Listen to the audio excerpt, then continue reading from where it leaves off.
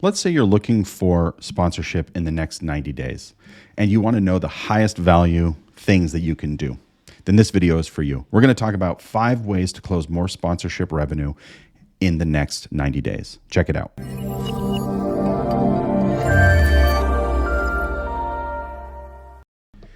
Chris Bayless here from the Sponsorship Collective. Before we dive in to talk about 5 ways to close more sponsorship deals in the next 90 days, take a moment now to hit the subscribe button and click the bell icon.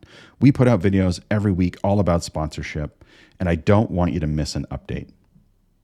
If you're returning to this channel and you haven't subscribed, what are you waiting for? Take a moment to do so now.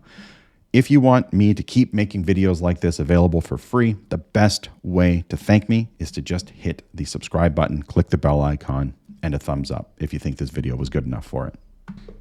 Let's talk 5 ways to close more sponsorship deals in the next 90 days. Step 1 is to refresh your audience data. How can that be?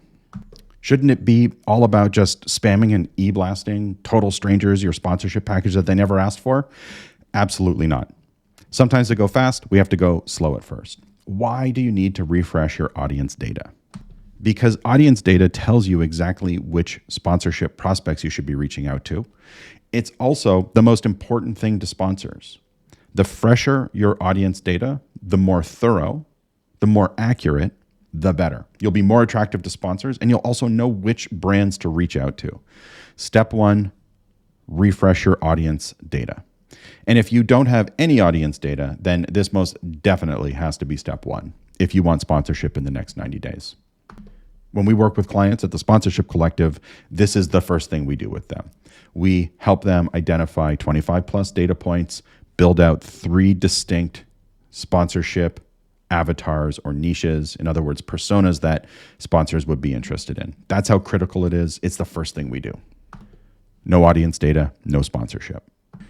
Step 2, head back to your list of prospects. You want to make sure that your prospecting list is up to date and accurate, and that your process follows current business-to-business sales best practice, which means no spamming people your sponsorship package. Instead, it means identifying those within the companies that you want to speak to who work in marketing, sales, product, brand, business owners, identifying them, reaching out to them by email with a very short email to warm the lead up, then picking up the phone and giving them a call. Once you've got your prospect list refreshed and you've got your email templates, sending that out to a high number of people, putting time on your calendar to pick up the phone and give them a call, much easier and it's much faster. If you want sponsorship in the next 90 days, you really need to be putting in 3, 5, 10, 15 hours a week. You're not going to get sponsorship in 3 months just by sending out emails asking for money. Once you reach out to people, you're going to start to have conversations with them. So it's important to ask better discovery questions. Now, if you want some free templates and samples of emails to send, survey questions to ask, and a discovery script, you can just head over to sponsorshipcollective.com and just click the templates or free resources button, and you can just download a copy right from us. But you want to ask better discovery questions. Sponsorship in 90 days, you don't have time to guess. You don't have time for back and forth. You want to run a good discovery session, get crystal clear on what your sponsors want, then book a meeting from a meeting. Bam, fam.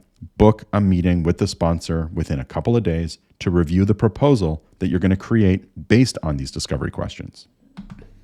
And obviously, don't get stuck on the proposal. Some of the biggest deals that I've worked on in sponsorship with the quickest turnaround, we didn't even use a proposal. I did discovery, and then we went right to contract. Proposal and contract are not the same thing. You should always have a contract when you're working with sponsors. Always. It needs to be crystal clear what each party is agreeing to. But a proposal, I hardly ever use them, which is sort of ironic that so many sponsorship seekers spend so much time at this stage when it's really not even necessary. Another way to increase your sponsorship revenue in the next 90 days is, rather than always looking for new sponsorship from strangers, to instead talk to your existing or past sponsors and upgrade them and renew them. I see so many sponsorship properties focused on getting that big sponsorship from someone that doesn't even know who they are and ignoring people who have consistently given them sponsorship dollars over the years. This is your best source of sponsorship. And if you haven't provided a fulfillment report to your existing sponsors, now is a perfect time to do it, because you can use that fulfillment report to figure out what they want more of, what they want less of. You can level them up. You can sign them into multi-year agreements. Shiny object syndrome is lethal in the sales game. Treat your current sponsors incredibly well and grow them over time, and you won't find yourself trapped in this constantly searching for sponsorship cycle. I would love it if you could drop down below your biggest takeaway, the one thing that stood out to you as most helpful. And if you're in the sponsorship game and you've got a strategy that works or a tactic that you'd like to share, I'd love it if you could drop it down below in the comments. And remember, the sponsorship proposal does not make the sale. You do. Good luck out there.